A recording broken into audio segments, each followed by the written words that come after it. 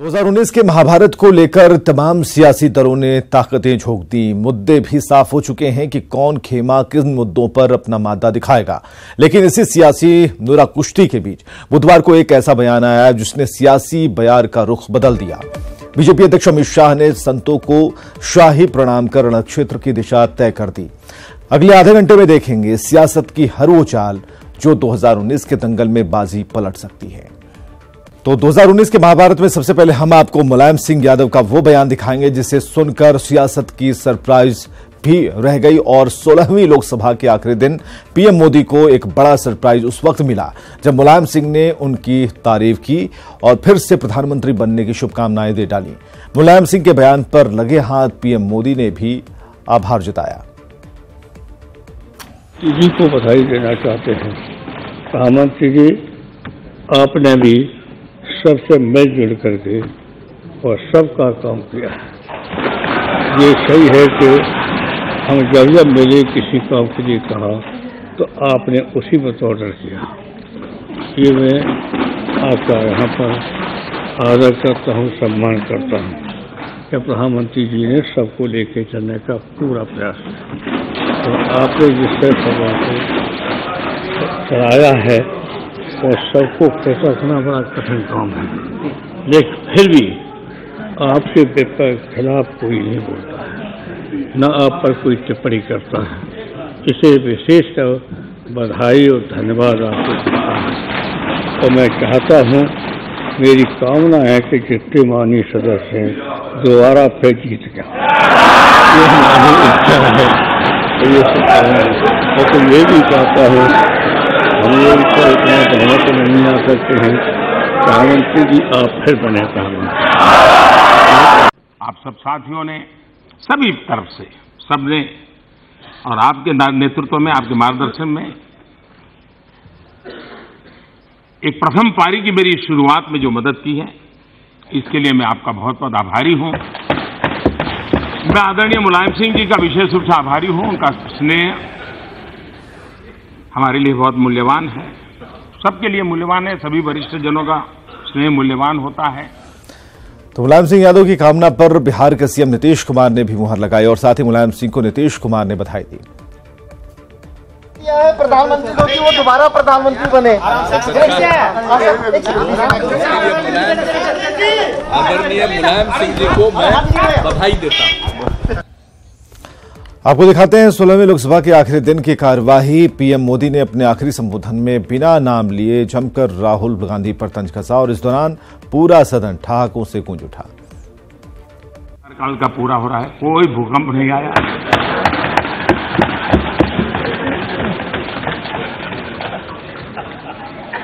कभी हवाई जहाज उड़े और बड़े बड़े लोगों ने हवाई जहाज उड़ाए, लेकिन लोकतंत्र और लोकसभा की मर्यादा इतनी ऊंची है, भूकंप को भी पचा गया और कोई हवाई जहाज उसकी ऊंचाई पर नहीं जा पाया। पहली बार मुझे पता चला कि गले मिलना और गले पड़ना में क्या अंतर होता है। सदन में आंखों से गुस्ताखियां होती है, ये आंखों की गुस्ताखियों वाला खेल भी पहली बार इसी सदन में देखने को मिला और देश के मीडिया ने भी बहुत को उसको मजा लिया। हमारे सांसद महोदय की टैलेंट का भी बड़ा बड़ा अनुभव आया। अभी से मैं एक दिन भाषण कर रहा था राष्ट्रपति जी के ऊपर, ऐसा अट्टहास्य सुनने को मुझे मिलता था इस सदन में। मैं जरूर, ये जो एंटरटेनमेंट इंडस्ट्री वाले हैं उनको इस प्रकार के अट्टहास्य की जरूर है, तो ये YouTube से इतना देने के लिए अलाउ कर देना चाहिए। शायद अच्छे अच्छे कलाकार भी ऐसा अट्टहास्य नहीं कर पाते होंगे जो यहाँ पर सुनने को मिलता था। चुनाव से पहले मुख्यमंत्री नीतीश कुमार ने जातिगत आधारित जनगणना की पुरजोर वकालत कर डाली है। विधानसभा में नीतीश कुमार ने कहा कि 2021 की जनगणना जातिगत आधार पर होनी चाहिए और इसके आधार पर ही आरक्षण देना चाहिए। मुख्यमंत्री ने आरक्षण की सीमा 50% से बढ़ाने की मांग की है। और ये हम लोगों की प्रारंभ से मांग रही है कि जाति आधारित जनगणना होनी चाहिए, कास्ट बेस्ड सेंसस होना चाहिए। और 1931 के बाद आजादी के पहले ही 1931 में अंतिम बार कास्ट बेस्ड सेंसस हुआ, उसके बाद नहीं होता है। लेकिन 2011 का जो हुआ है तो उसमें एक सोशियो इकोनॉमिक कास्ट सर्वे लोगों ने कराया, वो सेंसस नहीं है। जनगणना के अतिरिक्त उन लोगों ने एक सर्वे कराया, और सर्वे भी कोई बहुत अच्छे ढंग से नहीं हुआ। हम सब लोगों ने इसके लिए प्रयास किया कि जो भी सर्वे है उसमें अलग अलग जातियों का फिगर आया है वो घोषित किया जाए, लेकिन वो सर्वे ही ठीक से नहीं हुआ। तो उसमें यूनिवर्सिटी में जितने पोस्ट वैकेंट होते हैं उस हिसाब से वो आरक्षण का प्रावधान लागू किया जाता था। अगर विभागवार आरक्षण का प्रावधान लागू हो जाएगा, जैसा कि आदेश आया है सुप्रीम कोर्ट का, तो फिर अनुसूचित जाति, अनुसूचित जनजाति और अन्य पिछड़े वर्ग के लोगों को इसका बहुत बड़ा नुकसान होने वाला है। इसलिए हम सब लोगों की राय एक है कि जो पहले का प्रावधान है वही रहना चाहिए। राष्ट्रीय स्तर का एवरेज है 1 लाख की आबादी पर क्राइम का, जो संज्ञेय अपराध का, वो है 233.6, और बिहार में है ये 157.4।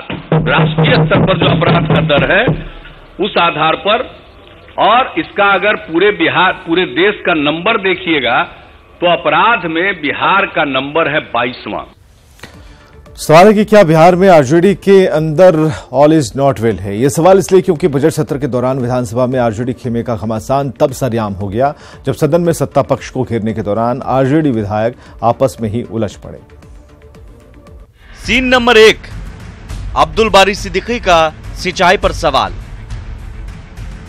माननीय अध्यक्ष जी, मैंने तो स्वयं स्वीकार किया कि हालांकि ये क्वेश्चन जल संसाधन विभाग से पूछा गया, आप ही मगर इस प्रश्न की व्यापकता को देखते हुए आप स्थगित करके आप काहे को स्थगित नहीं, आप जल संसाधन विभाग से आप पूरा उत्तर सुन, हाँ उत्तर देने, ठीक है मंत्री।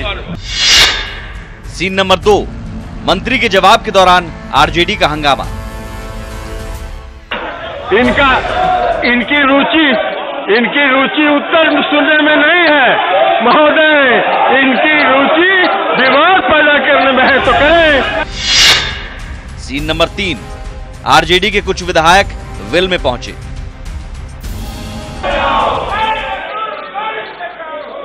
आप जगह पर तो जाइए। सीन नंबर 4, स्पीकर ने सदन चलने देने का किया अनुरोध। सदन की कार्रवाई चलने दीजिए ना भाई, चलने दीजिए।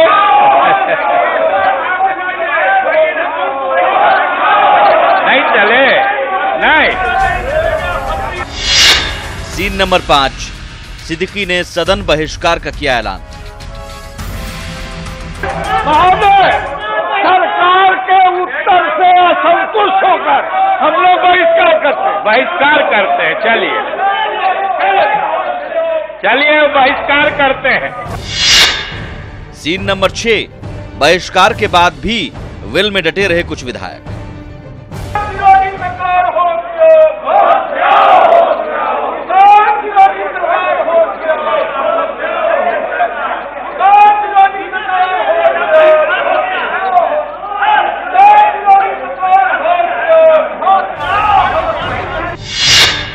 सीन नंबर 7, भाई वीरेंद्र, ललित यादव और विजय प्रकाश में बहस।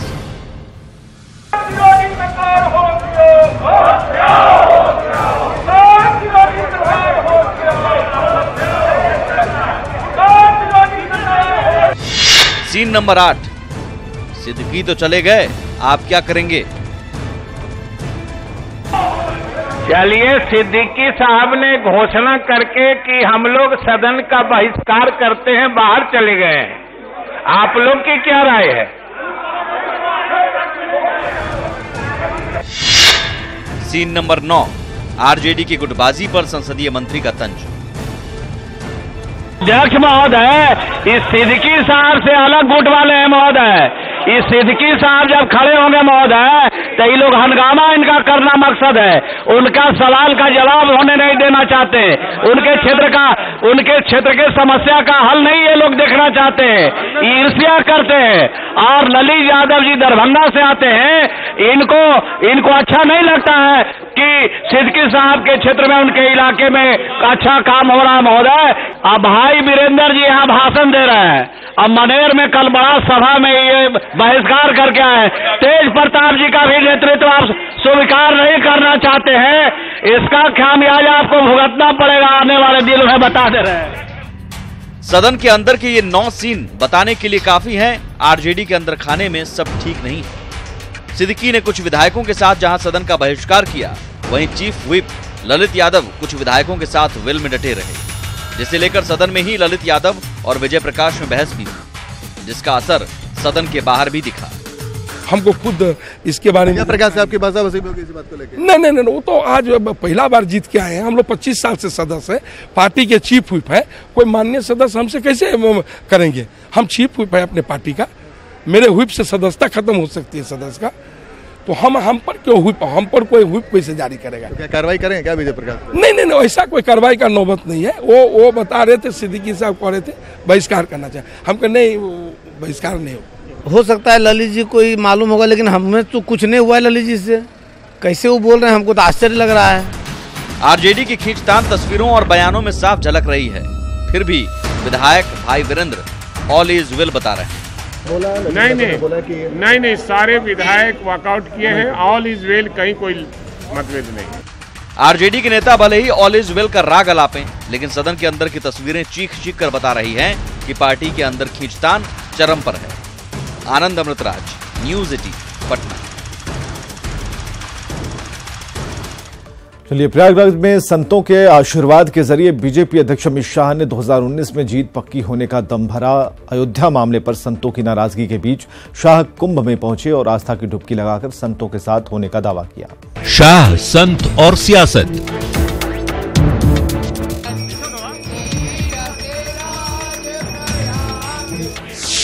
मुलाकात तो हुई, क्या बात हुई?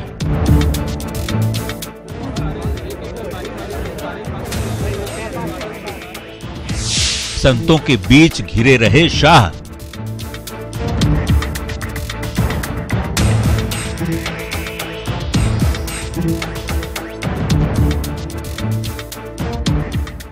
अयोध्या में राम मंदिर निर्माण को लेकर गरमाई सियासत के बीच भाजपा के राष्ट्रीय अध्यक्ष अमित शाह दिन भर संतों के बीच घिरे रहे। प्रयाग पहुंचकर संतों के संग आस्था की डुबकी लगाई और फिर संतों के साथ भोज कर चर्चा की। शाह ने अखाड़ा परिषद के प्रमुख संतों से मुलाकात की, पर मंदिर मुद्दे पर क्या बात हुई, ये अब भी एक सवाल बना हुआ है। कहने को तो शाह का दौरा आध्यात्मिक बताया गया, पर सियासी मायनों में समझा जाए तो इसका संदेश दूर तलक जाता है। आइए आपको बताते हैं कि शाह के प्रयाग दौरे से क्या कुछ निकलता दिख रहा है। संतों संग शाह की हर डुबकी ने हिंदुत्व के एजेंडे को धार दी। राम मंदिर के मुद्दे और संतों की नाराजगी को शाह ने दूर करने की कोशिश की। लोकसभा चुनाव से पहले सभी संतों के साथ भोज करके देश भर में संदेश दिया। राम मंदिर के मुद्दे पर विभिन्न अखाड़ों के संतों से किया विचार विमर्श। आपको बताएं कि कुंभ क्षेत्र में विहिप की धर्म संसद में अयोध्या में राम मंदिर निर्माण मुख्य मुद्दा रहा है और संत समाज लगातार मंदिर को लेकर सरकार पर दबाव बनाता रहा है। कई बार अयोध्या कूच करने तक की धमकी दी जाती रही है। ऐसे में शाह ने एक तीर से कई निशाने तो साधे हैं, लेकिन शाह की ये मुलाकात और आस्था की डुबकी संतों की नाराजगी कितनी दूर कर पाई, ये वक्त के साथ ही साफ हो पाएगा। Bureau report. इधर झारखंड में महागठबंधन की गांठें अभी खुली नहीं है। गोड्डा लोकसभा सीट को लेकर जेवीएम का आक्रामक रुख कायम है, तो चतरा को लेकर आरजेडी आंखें तरे रहा। और ऐसे में सवाल है कि क्या कांग्रेस क्षेत्रीय क्षत्रपों की ताकत का अंदाजा नहीं लगा पा रही है।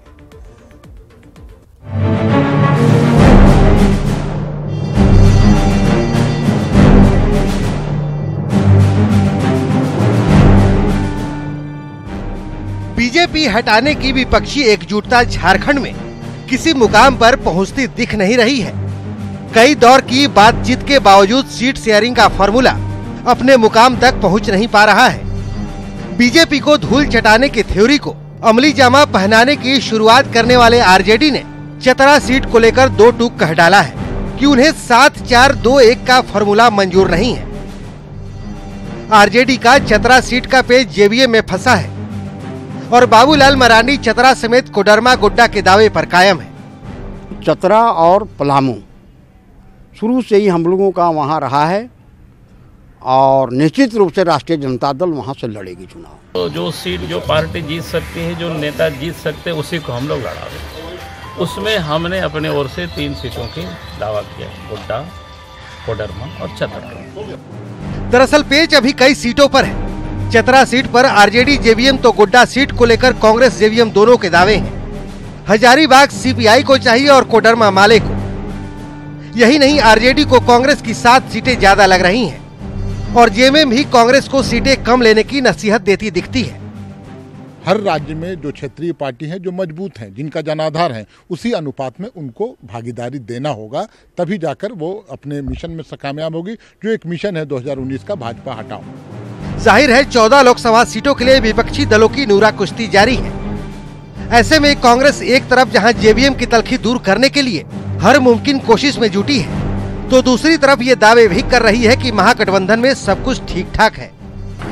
किसी सीट को लेकर कोई गांठ नहीं है। सारे नेताओं को अपने पार्टी के जो सुप्रीमो हैं, उनको सब पे अपने कार्यकर्ताओं को, नेताओं का प्रेशर है।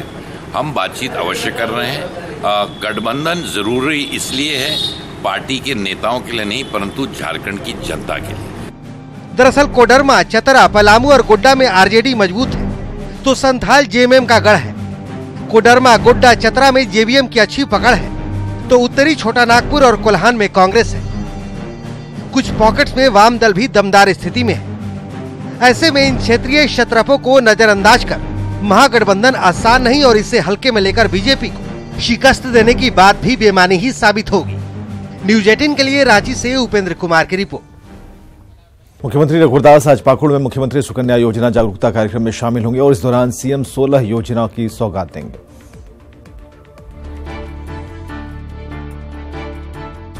सीएम रघुवर दास आज पाकुड़ को बड़ी सौगात देने वाले हैं। मुख्यमंत्री लिट्टीपाड़ा में आयोजित सुकन्या योजना जागरूकता कार्यक्रम में शामिल होंगे और अमरापाड़ा महेशपुर में ग्रामीण जलापूर्ति समेत 7 योजनाओं का उद्घाटन करेंगे।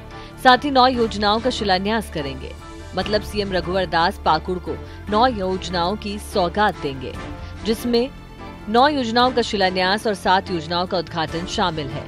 मुख्य रूप से अमरापाड़ा, महेशपुर और में ग्रामीण जलापूर्ति के तहत पाइपलाइन, लिट्टीपाड़ा प्रखंड कार्यालय भवन का उद्घाटन, एकलव्य विद्यालय भवन का उद्घाटन, स्टाफ क्वार्टर भवन का उद्घाटन, ITDA की योजना का उद्घाटन शामिल है।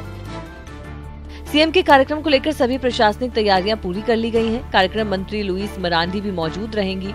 सीएम के कार्यक्रम को लेकर सुरक्षा के पुख्ता बंदोबस्त किए गए हैं और सभी प्रशासनिक तैयारियां पूरी कर ली गई हैं।